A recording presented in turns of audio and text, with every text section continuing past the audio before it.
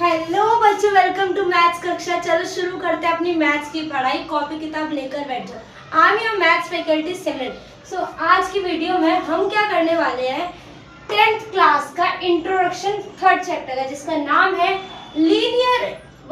Pair of linear equation in the one variable. यानी last second chapter में हमने polynomial chapter में पढ़ा था कि जो उसमें क्या होता है, उसमें हमें एक इक्वेशन दी जाती है, उस इक्वेशन पे हम काम करते हैं। लेकिन यहाँ पे हमें क्या दी जाएगी, पेयर ऑफ लीनियर इक्वेशन, जिसमें हमें विद वन वेरिएबल नहीं है बेटा, टू वेरिएबल। चैप्टर का नाम थोड़ा गलत है।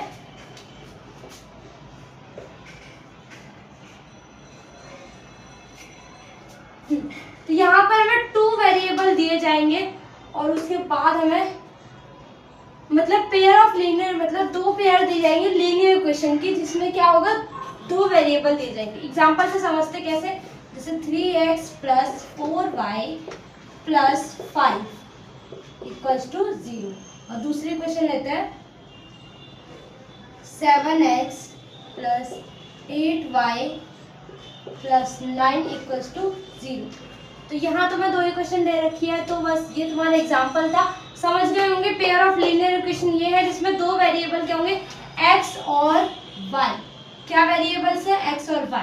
ठीक है बेटा, चलो ये तो तुम्हें समझ आ चुका है, तो इसको नोट डाउन कर लो। फिर चलते इसके नेक्स्ट पेज पे, जहां पर हम पढ़ेंगे इस चैप्टर के तीन मेथड, जिसका नाम है graphical method, substitution method and elimination method. तो इसको नोट कर लो, फिर इसका चलते नेक्स्ट पेज पे उन सब मेथड के बारे में पढ़ने के लिए। ठीक है बेटा, नोट कर लो। मैंने तुम्हें बताया था कि इसके तीन टाइप होते हैं। एक होता है ग्राफिकल मेथड, दूसरा होता है सब्स्टिट्यूशन मेथड और तीसरा होता है एलिमिनेशन मेथड। तो यहाँ पर हम पढ़ने वाले हैं पहला मेथड, जो कि ग्राफिकल मेथड। तो देखते हैं, इसमें हमें दो इक्वेशन दे रखी हैं और इसकी इक्वेशन दे रखी है a1x plus b1y plus c1 equals to 0, a2x plus b2y plus c2 equals to 0। ठीक है बेटा, अब इसमें ग्राफिकल मेथड में भी ग्राफिकल रिप्रेजेंटेशन तीन टाइप की होती है। एक होता है इंटरसेक्टिंग लाइंस, जो कि ग्राफ पे जब हमारा ये ग्राफ है, इस पे जब हमारा दो लाइंस ना इंटरसेक्ट होती है ना, उसको बोलते हैं इंटरसेक्टिंग लाइन। और दूसरा हमारा होता है कोइंसिडेंस लाइन। कोइंसिडेंस लाइन क्या होती है, जब दोनों लाइन जो होती है ना, दोनों लाइन वो एक दूसरे के ऊपर ही होती है। ठीक है। और पैरेलल लाइंस हमारी क्या होती है, जब ग्राफ में हमारे दो लाइंस सीधा पैरेलल जा रही है,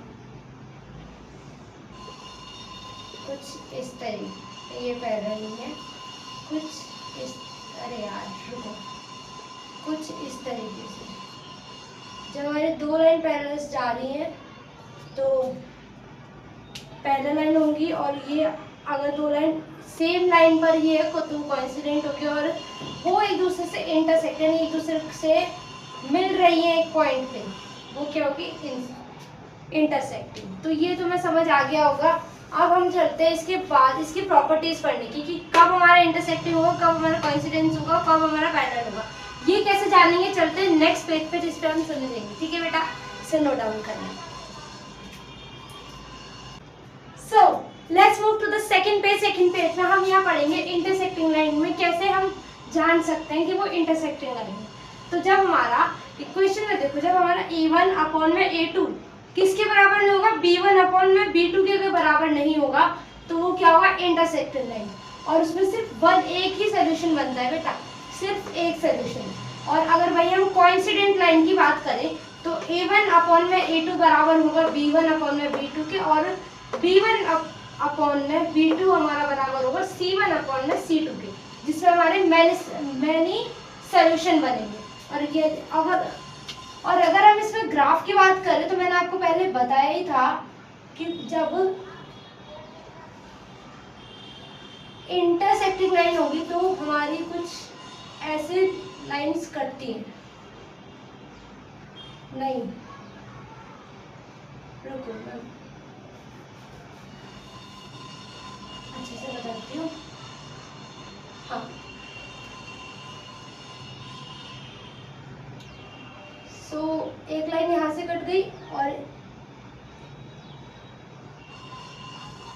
ऊपर बना दी और एक लाइन यहाँ से कर दी, तो ये जो पॉइंट है उसमें क्या सिर्फ एक सोल्यूशन बनता है, सिर्फ एक सोल्यूशन बनता है। वही अगर हम कोइंसिडेंट लाइन की बात करें तो उसमें क्या होता है,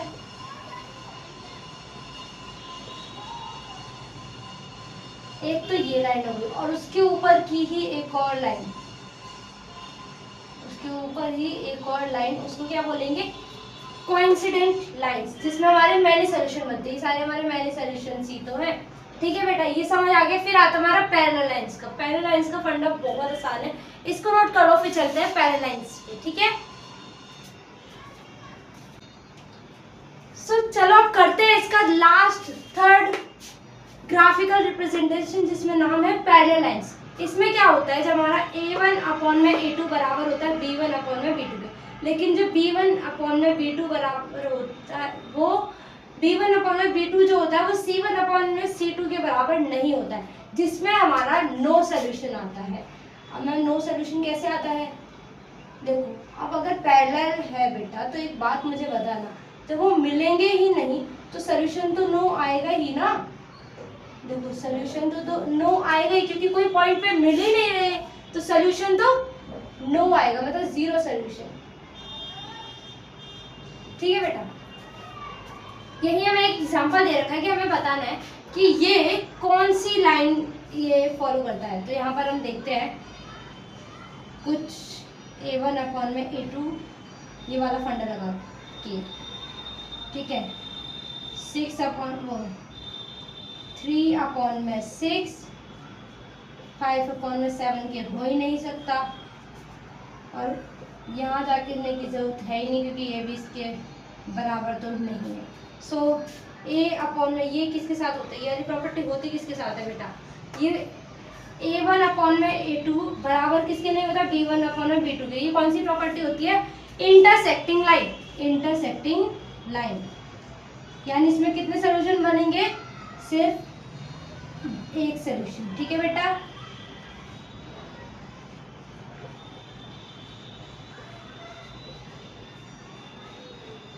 ओनली वन सोल्यूशन।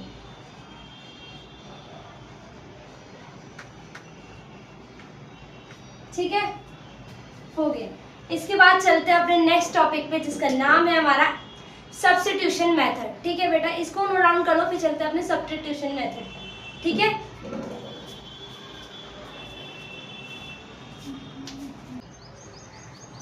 सो करते हैं इसका एक एग्जांपल, जिससे एग्जांपल से आपको इसकी पूरी क्लैरिफिकेशन हो जाएगी बेटा। चलो शुरू करते हैं। तो एग्जांपल क्या दिया है, हमें इसमें निकालना है ग्राफिकल मेथड का ही एग्जांपल है, तो हमें इसकी ग्राफ बताना है कि होगा कैसे। तो देखते हैं इसको।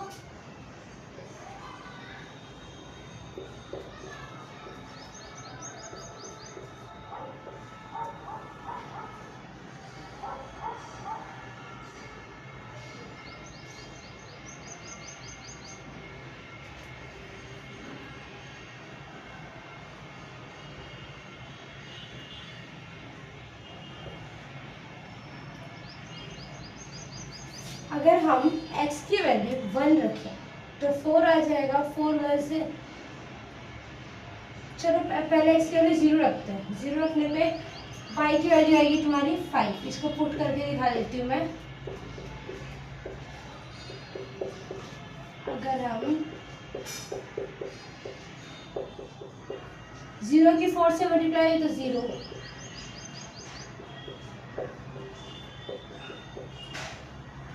ये मल्टीप्लाई में राइट हैंड साइड में जाके डिवाइड में हो जाएगा, कैंसिल करके आएगा तुम्हारा 5। ठीक है, और अगर इस घर हम 1 रख दूँ तो 1 रख के देखो क्या होगा,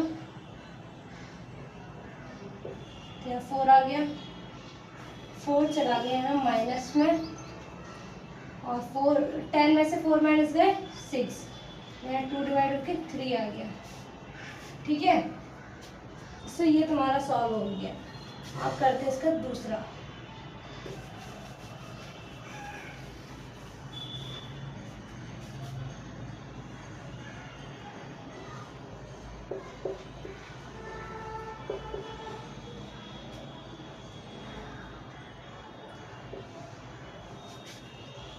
सॉल्व करना बिल्कुल इसी तरीके से।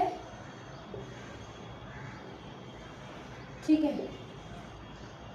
अगर x की वैल्यू हम 1 रखेंगे तो माइनस में जाके y की वैल्यू क्या आएगी 2 आएगी, और x की वैल्यू अगर हम 0 रख दें तो y की वैल्यू क्या आएगी, अच्छा x की वैल्यू अगर हम 3 रख दें ना तो शायद अपॉन में ना आए।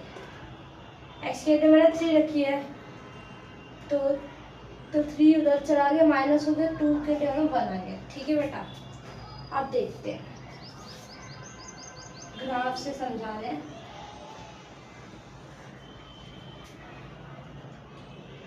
वन 2 3 4 आगे 5, या 1 या 2 या 3 या 4, बस इसके आगे y के लिए तो 5 भी चाहिए, 5 6 थोड़ा और आगे बढ़ा दिया, या -1 या -2 या -3, या तो 0 होगा फॉल्स।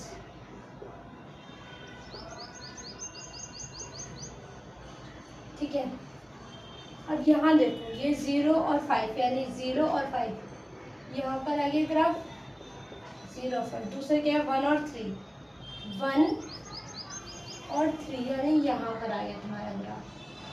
ठीक है, 1 और 3, तो यहाँ से लाइन कुछ क्रॉस होगी। और अब इधर देखो ये कौन सी लाइन का है, 4x + 2y = 10।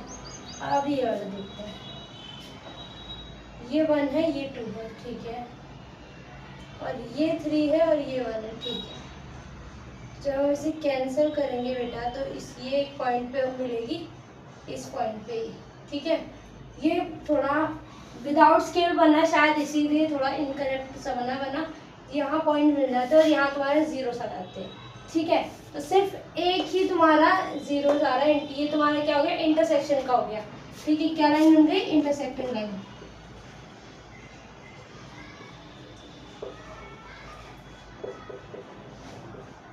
ऐसे तुम्हारे क्वेश्चन है तुम्हारे एनसीईआरटी के बुक में, तो आई होप तुम्हें ये समझ आया हो। फिर चलते हैं इसके सब्स्टिट्यूशन मेथड पर। चलो इसको नोट डाउन करो, फिर चलते हैं नेक्स्ट पेज पे। ठीक है,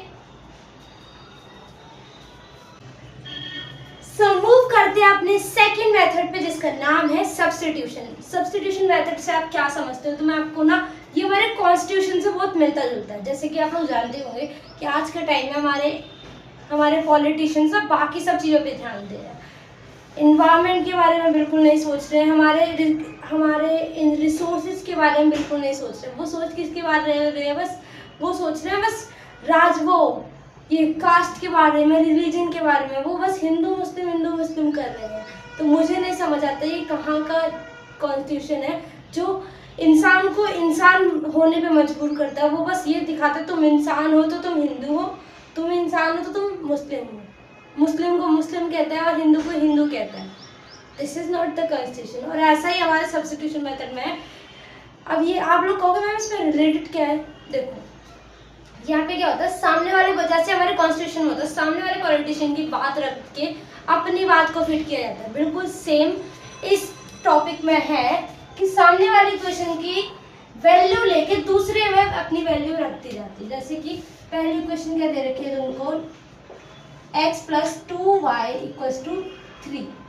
ठीक है, और अब x की वैल्यू निकालने के लिए 3 ये प्लस उधर जाके माइनस हो जाएगा और ये तुम्हारी x की वैल्यू आ चुकी। ठीक है, अब इसको क्या करना है, put it into equation second equation में रख दो।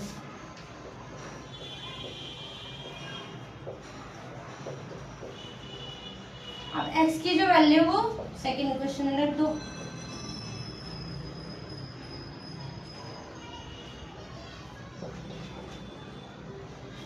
अब 7 3 21, 7 2 y 7 2 14 और पीछे y -15y। ठीक है, अब माइनस माइनस प्लस होता है, इसको मैं यहाँ करा देती हूँ।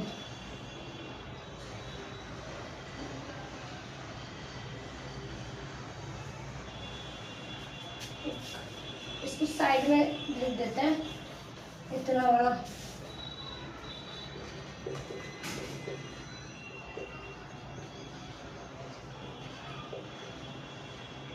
ये इक्वेशन 1 है और ये तुम्हारी इक्वेशन 2 है, ठीक है। अब इसको ऐसे कोई दिक्कत नहीं होगा, इसको डायरेक्ट लिख देता है।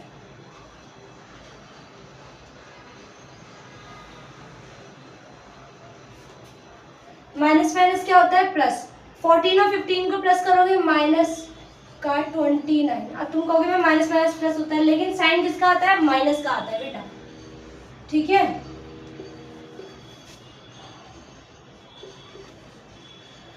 अब ये देखो, ये हमें इस तरफ लेके जाना और ये वाला इस तरफ लेके जाना है। जो वेरिएबल उससे राइट हैंड साइड ले जाते हैं, तो माइनस उधर जाके क्या हो जाएगा? प्लस, और ये प्लस उधर जाके क्या हो जाएगा? माइनस। तो तुम्हारी 21 में से जब हमारा 2 माइनस होगा तो क्या आएगा? 19, और 29 तो हमारा 29 है। सो ये मल्टीप्लाई में उधर जाके डिवाइड में, तो y की वैल्यू तुम्हारी क्या आई? 19/29, ठीक है। कोई डाउट है? अभी तक कोई डाउट नहीं है। अब ऐसे तुम्हारी आ जाएगी x की वैल्यू, y की वैल्यू को पुट कर दो x की वैल्यू में, अपने आप निकल आएगी। Put it into equation 1, x + 2y = 3, तो x तुम्हारा आ जाएगा।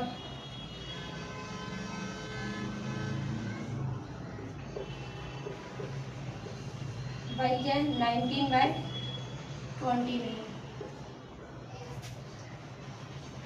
38/29। ये एलसीएम लेना होगा। फिलहाल तो इंक खत्म हो रही है, इंक फिल कर दूं, 1 मिनट लगेगा बस।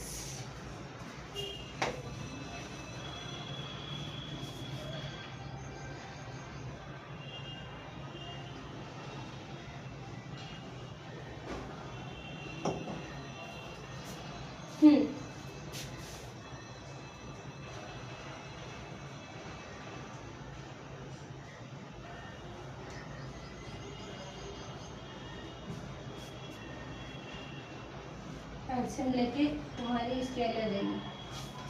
1 के टर्न 29 कितने पता? 29 पे आता है। 29 के 3 से मल्टीप्लाई कर, 29 3 सा। कोई मुझसे ये नहीं कहेगा मैम को 29 का टेबल नहीं आता, क्योंकि भाई थोड़ा भूल जाते हैं यार।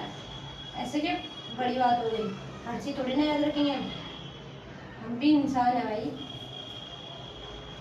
87, ठीक है। ये वो एक्स की वैल्यू आ जाती है, सॉरी।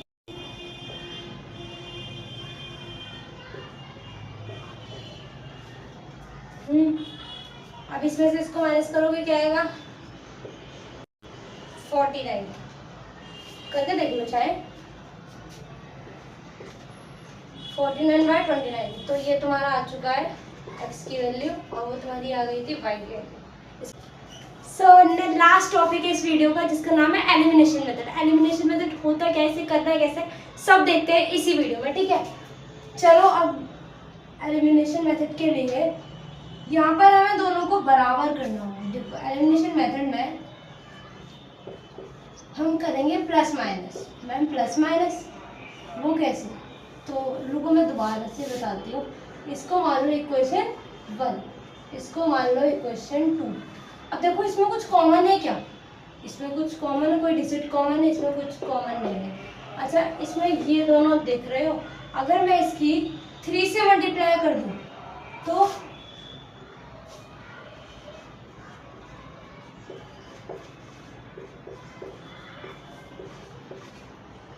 अगर मैं इसको 3 से मल्टीप्लाई कर दूं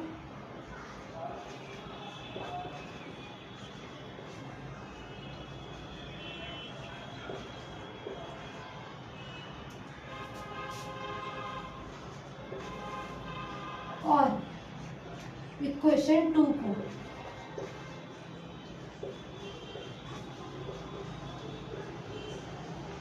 4 से मल्टीप्लाई करना।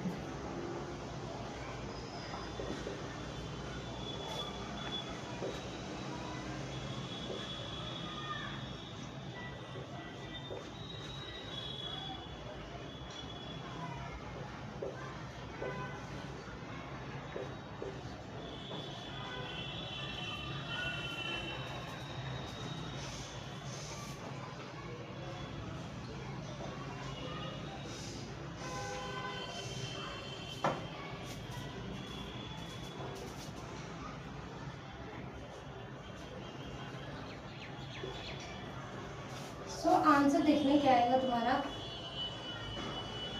इसकी मल्टीप्लाई करने पे देखने क्या आता है। 3 9 से 27x है ना। 4y की 3 से मल्टीप्लाई करेंगे माइनस का 12, और जब हम 3 की इससे मल्टीप्लाई करेंगे तो ये क्या होगा 6000, और सेम यहाँ पे 4 से करेंगे तो 4 की 7x से मल्टीप्लाई करेंगे 28x, ये माइनस का 12 और ये 8000। ठीक है, अब ये इसको नाम देते हैं इक्वेशन 3, इसको इक्वेशन 4। ठीक है बेटा, अब इन दोनों को हमें एलिमिनेट करना है। एलिमिनेट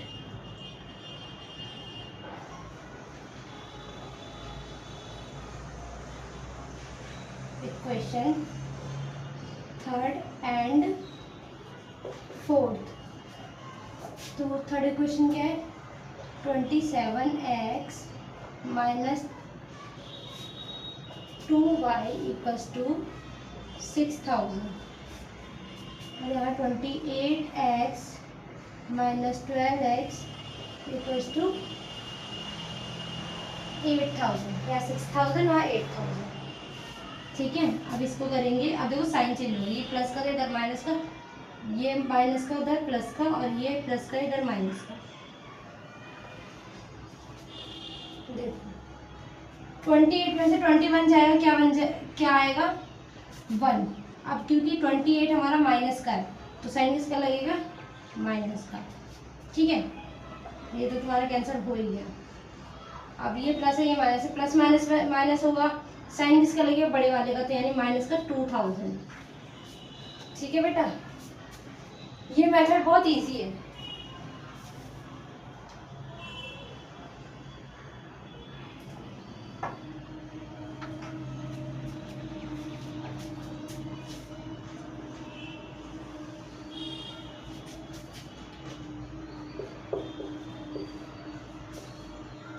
माइनस से माइनस कैंसिल, एक्स की वैल्यू क्या आ गई 2000।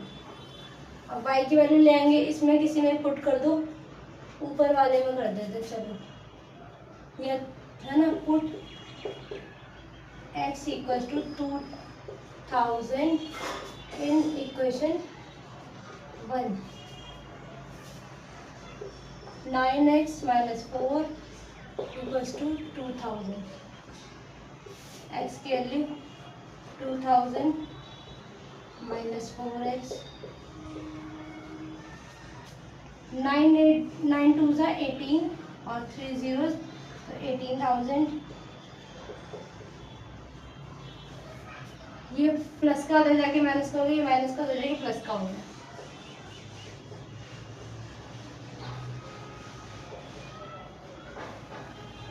ये क्या आएगा 18 में से 2 गए 16, तो y की वैल्यू तुम्हारी आएगी 4000। अब वो मैं डायरेक्ट इसलिए लिख दें क्योंकि मल्टीप्लाई में था, उससे डिवाइड होगा, ये लेफ्ट हैंड साइड जाके डिवाइड हो जाएगा, और 4 के टेबल में 16,000 कितने पे आता है 4000 पे। ठीक है बेटा, तो यहाँ तुम्हारी आ गई y की वैल्यू। आई होप तुम्हें ये समझ आ गया हो। यहाँ इसके बाद हो जाएगी तुम्हारा इंट्रोडक्शन का वीडियो खत्म। ठीक है बेटा, इसके बाद तुम्हारी आएगी हमारी एक्सरसाइज, और फिर हम करेंगे इंपॉर्टेंट क्वेश्चन। जैसे ही तुम्हारे चैप्टर खत्म हो जाएंगे वैसे हम करने रहा। अब मैं इंपॉर्टेंट क्वेश्चंस की वीडियो डालने वाली हूँ और ज्ञान सीरीज आने वाली है, तुम्हें पता ही चल गया होगा। ठीक है बेटा, तो जल्दी से नोट डाउन कर लो और फिर मिलते हैं आपको अगली वीडियो में, वो किसकी, एक्सरसाइज की वीडियो में। ठीक है बेटा, चलो।